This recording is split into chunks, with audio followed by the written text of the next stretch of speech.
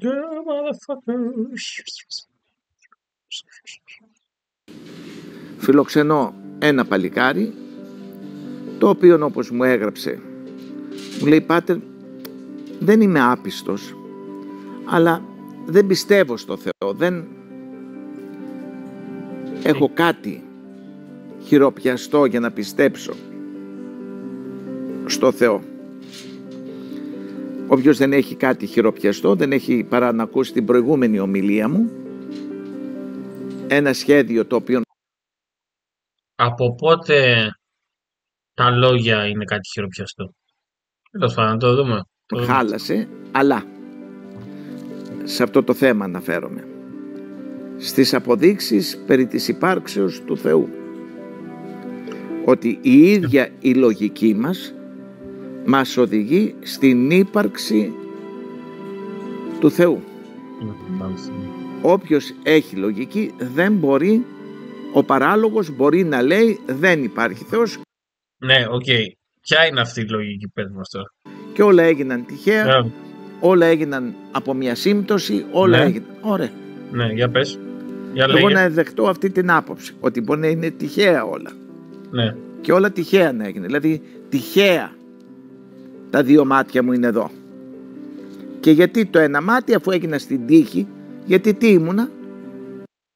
Γιατί δεν έγινε στην τύχη. Είναι προϊόν εξέλιξη. Η εξέλιξη είναι καθοδηγούμενη από τις εξελικτικές πιέσεις. Δεν είναι τυχαίο. Πάμε παρακάτω. Ένα γλιώδες υγρό ήμουνα, που ενώθηκε με το οάριο, πάλι μια γλιώδης ουσία της γυναίκας. Και γιατί, και για ποιο λόγο? Πώς το μάτι μου βγήκε εδώ, το ένα εδώ και... Το καθορίζει το DNA. Έτσι βγήκε. το άλλο συμμετρικά απέναντι. Γιατί το ένα μάτι δεν πήγε από εδώ? Γιατί δεν είναι τυχαίο, όπως είπαμε, είναι προϊόν εξελικτικών πιέσεων. Πάμε παρακάτω. Όταν κάτι είναι στην τύχη, δεν υπάρχει αρμονικότητα. Ναι, σωστά. Δεν είναι στην τύχη. Είναι καθορισμένο από τους φυσικούς νόμους. Είναι καθορισμένο δηλαδή από το πώς λειτουργεί η πραγματικότητα. Για να υπάρχει συμμετρία και αρμονικότητα, όπως πάρτε ένα φύλλο από τις μουριές. Αν το ανοίξετε το φύλλο και το κλείσετε στη μέση, θα δείτε ότι είναι το μισό, είναι το απέναντι μισό. Θα δείτε τα χέρια σας είναι ίσα. Εκτός αν υπάρχει κάποια ασθένεια. Jesus fucking Christ. Είναι ίσα εάν δεν είναι ίσα. Είναι ίσα δηλαδή εάν δεν έχει κάνει λάθος ο Θεός. Δηλαδή έχω δίκιο εκτός και αν δεν έχω δίκιο. Πώς το ένα χέρι βγήκε εδώ και το άλλο δεν βγήκε στο πόδι? Αντί να ήταν πόδι και το πόδι μου να βγει στην πλάτη. Άρα υπάρχει μια αρμονία. Δηλαδή σαν κάποιος να σχεδίασε τον άνθρωπο. Ή και όχι. Ή και όχι. Άρα χρειάζομαι σχεδιαστή. Όχι. Δεν μπορεί να είναι τυχαίο. Ενώ στην αρχή λέει ας δεχτώ ότι μπορεί να είναι τυχαίο, 1,5 λεπτό μετά το πολύ λέει δεν μπορεί να είναι και τυχαίο, δεν μπορώ να το δεχτώ ότι είναι τυχαίο. Και βλέπετε τα φρύδια είναι από το πάνω. Γιατί είναι πάνω και τα φρύδια? Βγάλτε τα φρύδια από τους ανθρώπους να δείτε τι άσχημος φαίνεται ο άνθρωπος χωρίς να έχει φρύδια. Πολύ άσχημο. Δεν φαίνεται άσχημος, φαίνεται κάτι άλλο από αυτό που έχουμε συνηθίσει. Είναι όχι μόνο για ομορφιά όμως. Βλέπετε ότι ο υδρότας όταν πέσει μες στο μάτι τσούζει. Και είναι όπως είναι το πεζοδρόμιο, δεν έχει πεζούλη στην άκρη το πεζοδρόμιο, ώστε τα νερά να μην ανεβαίνουν στο πεζοδρόμιο επάνω. Έτσι ακριβώς βλέπετε ο υδρότας πάει, πέφτει πάνω στο φρύδι και φεύγει δεξιά ή αριστερά. Δηλαδή τίποτα δεν είναι τυχαίο φτιαγμένο στον άνθρωπο. Και το αυτή του συμμετρικό το ένα με απέναντι το άλλο. Άρα σε όλα υπάρχει μία εξελικτική πίεση. Σε όλα υπάρχει, ναι, σωστά. Αλλά δεν υπάρχει Θεός. Μια συμμετρία. Αλλά ακούστε καλύτερα το προηγούμενο βίντεο που σας είπα, ένα σχέδιο που χάλασε, αλλά τι αλλά? Ο Θεός το επανέφερε στην ορθή του γραμμή και θα το επαναφέρει. Άρα το σχέδιο του Θεού χάλασε, όντας παντοδύναμος και παντογνώστης, και το επανέφερε ο Θεός αργότερα επεμβαίνοντας, ξέροντας ότι θα συμβεί, χωρίς να θέλει να επέμβει προηγουμένως για να επέμβει αργότερα. Ολοκληρωτικά. Logic. Μπορεί να το χάλασε ο διάολος το σχέδιο του Θεού, αλλά τελικά δεν νικάει ο διάβολος, νικάει ο Θεός. Έτσι λοιπόν θέλω να πω ότι φιλοξενούμε εδώ και ανθρώπους οι οποίοι προβληματίζονται, υπάρχει, δεν υπάρχει Θεός, μήπως είναι τυχαία, και όπως είπα είναι τυχαία. Θέλω στο σπίτι σας να κάνετε το εξής πείραμα. Πάρτε τα γράμματα της αλφαβήτα. Α, Β, Γ, Δ, ανακατέψτε τα και πετάχτε τα στην τύχη. Να δω τι πιθανότητες έχετε να γράψετε. Πολύ λίγες, αλλά εγώ θέλω να κάνετε ένα άλλο πείραμα.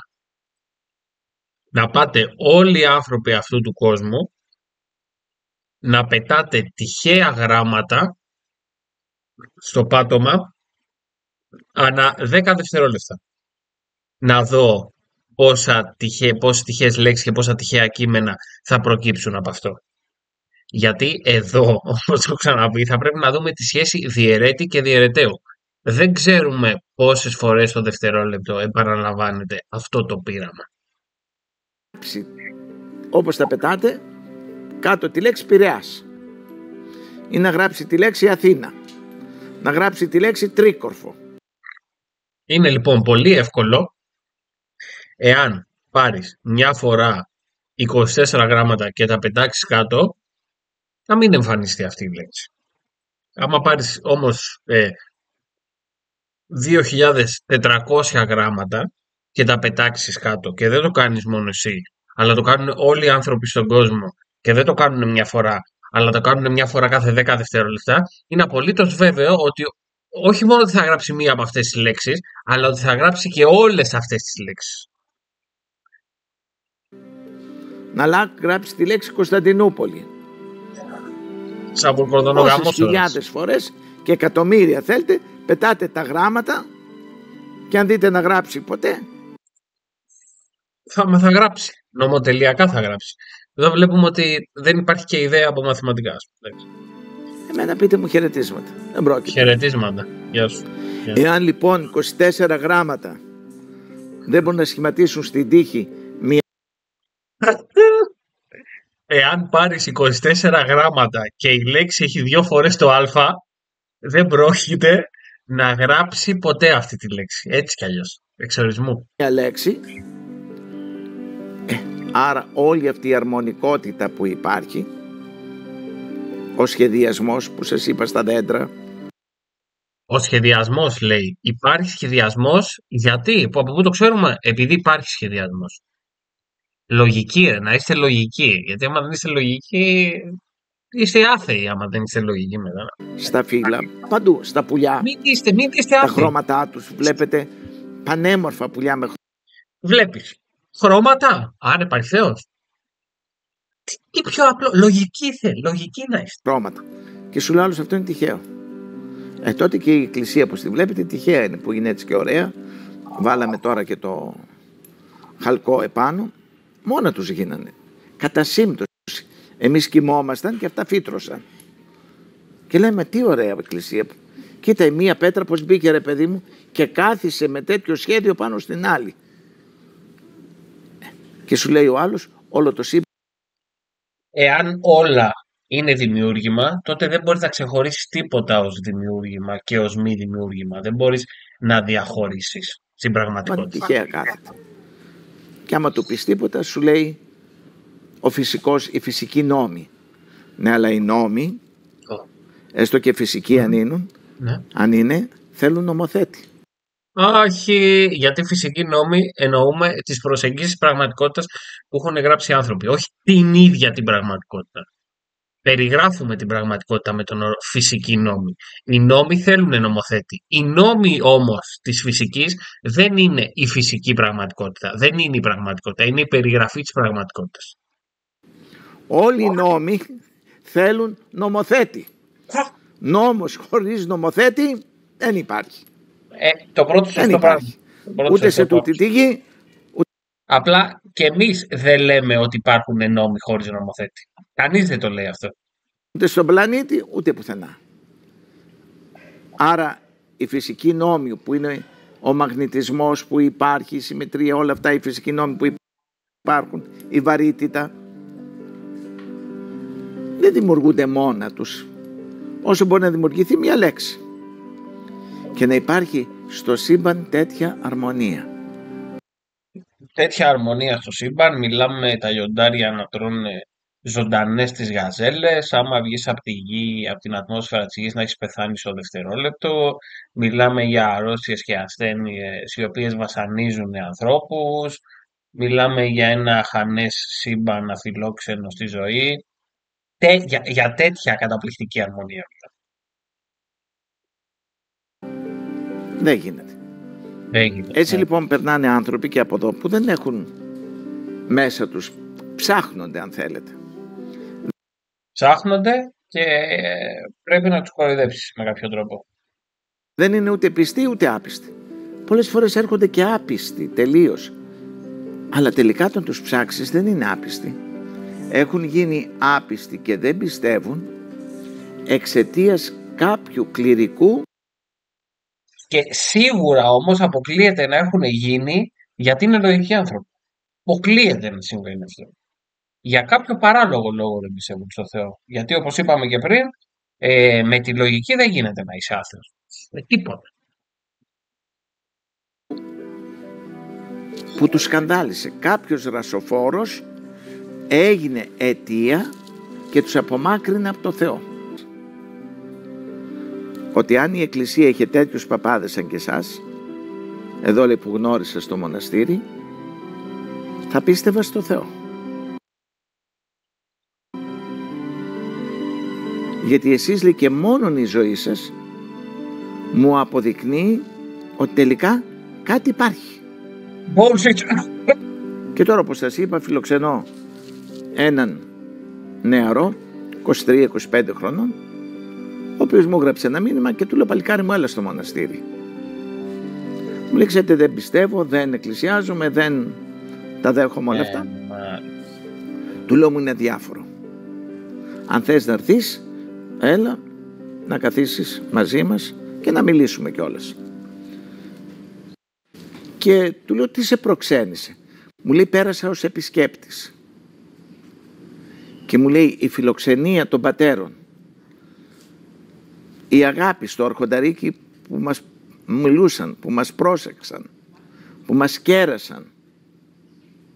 Και μετά είδα λέει πάνω από 30 ανθρώπους, μοναχούς, που είναι νέοι. Και νέος είμαι κι εγώ. Και κάθισα και σκέφτηκα. Όλοι αυτοί βλάκες δεν φαίνονται. Οι λύθοι δεν μου φαίνονται. Σκέψεις δικές του, τις οποίες μου τις λέει τώρα. Όταν πέρασε απλώς για βόλτα. Πέρασε.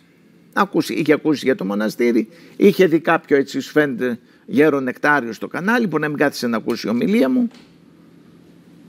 Σου λέει έκανε στην Ναύπακτο φαίνεται διακοπές, δεν ξέρω πώς τι. Και ήρθε τελικά. Και τι τον προβλημάτισε? Το ότι 30 και πλέον άνθρωποι που φοράνε τα ράσα σε νεαρή ηλικία και επιστήμονες οι περισσότεροι, ότι πιστεύουν στο Θεό. Και λέει δεν μπορεί να είμαι εγώ έξυπνος. Ότι οι περισσότεροι νέοι που ήταν στο μοναστήρι ήταν επιστήμονες. Sorry, αλλά δεν υπάρχει. Δεν παίζει. Δεν υπάρχει περίπτωση. Εκτός και αν επιστήμονες εννοεί ότι έχουν τελειώσει το γυμνάσιο, ας πούμε, ή το λύκειο, οριακά. Και αυτοί να είναι βλάκες και μάλιστα έδωσαν όλη τους τη ζωή κάπου. Συγγνώμη, πώς έδωσαν όλη τους τη ζωή αφού οι περισσότεροι είναι νεαροί?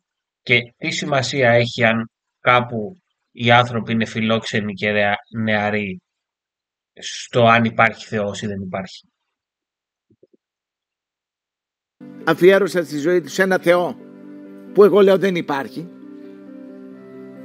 Πρέπει να είναι ηλίθιοι. Αλλά οι ηλίθιοι δεν μοιάζουν. Δεν μοιάζουν, αλλά είναι. Να είναι. Άρα μήπως είμαι εγώ το λάθος? Και πριν 5 λεπτά τον εξομολόγησα κιόλας. Ωραία, άρα αφού οι περισσότεροι δεν είναι μοναχοί, άρα μήπως η μοναχή είναι το λάθος. Άρα η μοναχή είναι το λάθος. Μάλιστα. Κλασικό φάλαση ad populum. Πάμε παρακάτω. Αυτόν τον άνθρωπο, τον νεαρό. Πριν 5 λεπτά. Μάλιστα. Και αύριο αναχωρεί. Άρα λοιπόν... Και πού είναι αυτός αφού εξομολογήθηκε πριν 5 λεπτά? Γιατί δεν είναι στο βίντεο αυτό? Μου φαίνεται κάπως περίεργο. Κάπως περίεργο. Βλέπετε, γιατί τι σας είπα, ότι εδώ που ήρθατε εσείς έχετε κάποια σχέση μέσα σας με το Θεό. Αλλά τα μοναστήρια περνούν και άνθρωποι που μπορεί να μην έχουν καμία σχέση με το Θεό, ή να υπάρχει μέσα τους ο Θεός και να είναι όπως το χειμώνα στο τζάκι. Είδατε, φαίνεται σβηστό το τζάκι, είναι στάχτη, αλλά άμα αρχίσεις και σκαλίζεις μπορεί να βρεις καμιά αναμένη σπίθα μέσα, και από αυτή τη σπίθα ο κατάλληλος άνθρωπος, αν βρεθεί, θα πάρει αυτή τη σπίθα μες στο μυαλό του ανθρώπου και θα τον κοροϊδέψει, θα τον κάνει παράλογο, θα τον κάνει να πιστεύει πράγματα τα οποία δεν στέκονται στη λογική και θα του πάρει την περιουσία πιθανότατα, ή θα τον φανατίσει να τον στρέψει απέναντι σε άλλους ανθρώπους, σε άλλες κοινωνικές ομάδες με τις οποίες διαφωνεί. Και φυσήξει σιγά σιγά και βάλει ένα χαρτί, θα ξαναπάρει το τζάκι φωτιά. Βέβαια χρειάζονται και ξύλα για να ξαναπάρει το τζάκι φωτιά, έτσι.